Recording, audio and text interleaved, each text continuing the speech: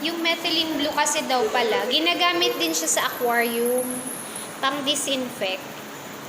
Have you identified your fish if it's a male or female? Female po, ma'am. Sige. Ano siya, ma'am? Ito yung anus ko, ma'am. Tapos may dalawa po na ano. Ah, good. So, how many holes or mga butas nakita nyo in total?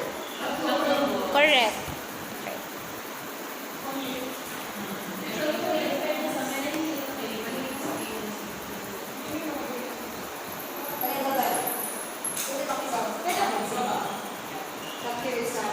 Ay, hayaan mo muna siya kasi nag-exam siya.